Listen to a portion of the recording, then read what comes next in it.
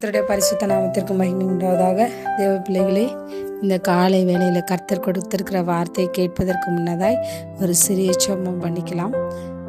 ஒவ்வொரு நாளும் நீங்கள் நினைக்கலாம், என்னடா ஜெபம் பண்ணிட்டு ஆரம்பிக்கணும். தேவன் நம்ம அவரை நினச்சி ஆரம்பிக்கிற ஒவ்வொரு விஷயத்தையும் ஜெயமாக்கி கொடுப்பாரு. அதனால தான் நான் முதல்ல ஜெபம் பண்ணிக்கங்கன்னு சொல்கிறேன்.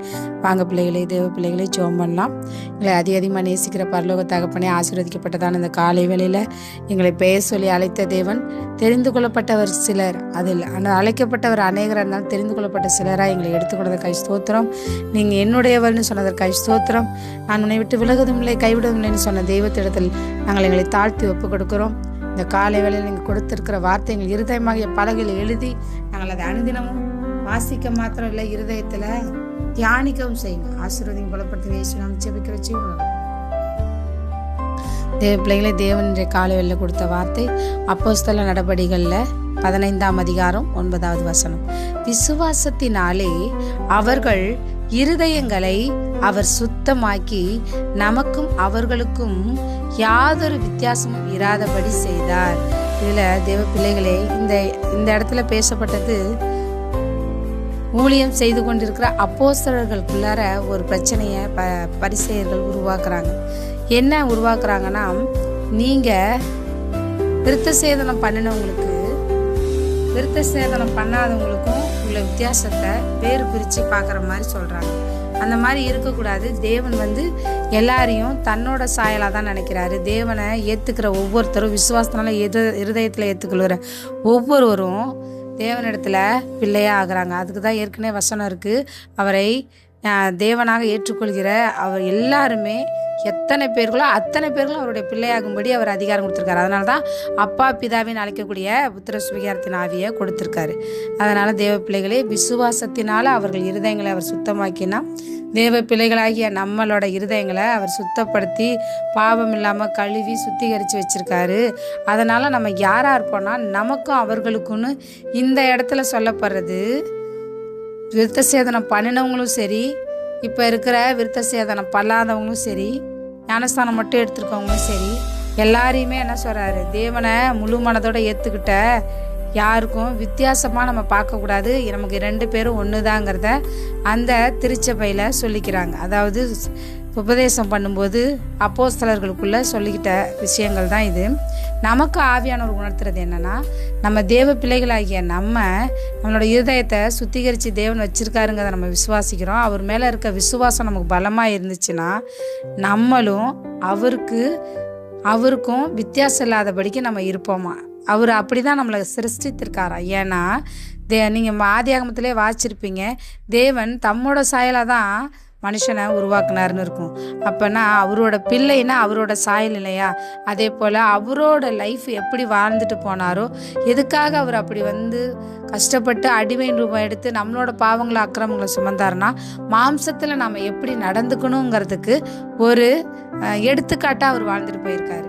அதனால தான் நம்ம தகப்பன் என்ன செய்தாரோ அதை நாம் செய்யணும். அவர் இருதயத்தில் விசுவாசத்தில் பலமாக இருந்ததுனால அவர் என்ன பண்ணார், ஜெபம் பண்ணும்போது தன்னோட பிதாவாகிய தேவனிடத்தில் இன்னைக்கு தேவ சித்தம் என்னவோ அதன்படி அவரை ஒப்பு கொடுத்தார். அதே போல் நம்மளும் அன்றாடம் ஒவ்வொரு நாளும் தேவ சித்தத்தின்படி நடக்க நம்ம ஒப்பு கொடுக்கணும். அப்படி நம்ம செய்யும் போதும் தேவனுக்கு பிரியமாக நம்ம ஜெபம் பண்ணி வேத வாசித்து ஒருமனப்பட்டு ஜெபிக்கும்போது அவருக்கும் நமக்கும் எந்த ஒரு வித்தியாசமும் இல்லாமல் போயிடுமா. ஏன்னா அவரோட பிள்ளை இல்லையா, அப்பா மாதிரி பிள்ளை இருக்கணும்னு மற்றவங்க சொல்லுவாங்க. அதன்படி தான் உலக பிரகாரமான ஜனங்க என்ன பண்ணுன்னா, நம்மளை பார்க்கும்போதே இவங்க தேவனோட பிள்ளை, இவங்க இயேசுவோட பிள்ளை அப்படின்னு சொல்லத்தக்கதாக நம்ம இருக்கணுங்கிறதுக்கு தான் இந்த வார்த்தையை கொடுக்குறாரு. நம்ம அப்படியே இருக்கணும் தேவ பிள்ளைகளே.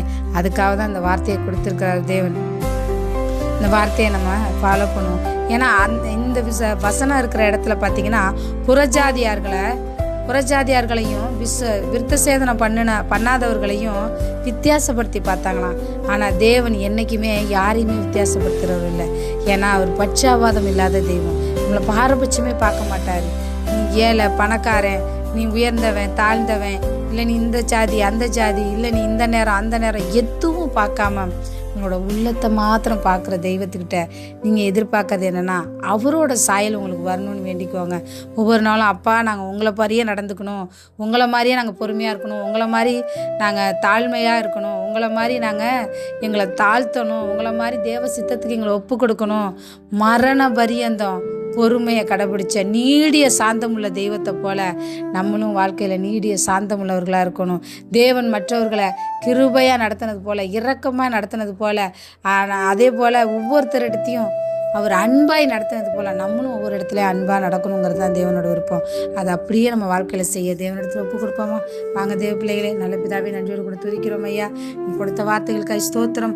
நாங்களும் இதை கேட்குற ஒவ்வொரு தேவ பிள்ளைகளும் இல்லை ரட்சிக்கப்படலனாலும் இப்போ தான் முதன்னு கேட்குறேன்னு சொல்கிற பிள்ளைகளாக இருந்தாலும் விசுவாசத்தினால இயேசுங்கிற கடவுளை விசுவாசித்து அவங்க இருதயத்தில் சுத்தமானாங்கன்னா அவங்களையும் உங்களை போல சாயல்ல வைங்க ஏசப்பா.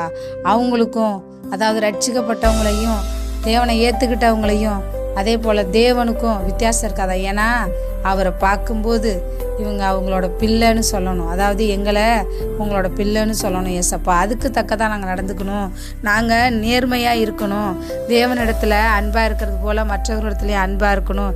தேவன் எங்களை அவரோட சாயலை சிருஷ்டித்ததுக்காய் நன்றி தகப்பனே. அதே போல் உங்களுடைய சாயலில் எங்களோட நடக்கைகளும் வெளிப்பட கர்த்தர் உதவி செய்வீராக. அப்படியே செய்வீங்க நாங்கள் விசுவாசிக்கிறோம். கேட்குற ஜெபிக்கிற ஒவ்வொரு பிள்ளைகளோட ஜெபத்தையும் கர்த்தர் பதில் கொடுப்பீராக. அதே போல் அவர்களையும் தேவ சாயலாய் மாற்றுங்க. தேவாதி தேவனுடைய பிள்ளைகளாக இருக்கிற நம்ம அவருடைய குணநலங்களோடு நாங்கள் இருக்க கர்த்தர் அப்படியே வாய்க்க பண்ணுவீராக. ஆசீர்வதியும் பலப்படுத்தும் இயேசுவின் நாமத்தில் ஜெபிக்கிறோம் உங்கள் ஜீவனுள்ள நல்ல பிதாவே. ஆமீன் ஆமீன் ஆமீன். தேவ பிள்ளைகளை கேட்ட ஒவ்வொருத்தரும் கர்த்தருக்கு நன்றி சொல்லி இந்த ஜெபத்தை கேட்டதுக்காக நன்றி சொல்லிக்கோங்க. மீண்டும் சந்திப்போம். God bless you.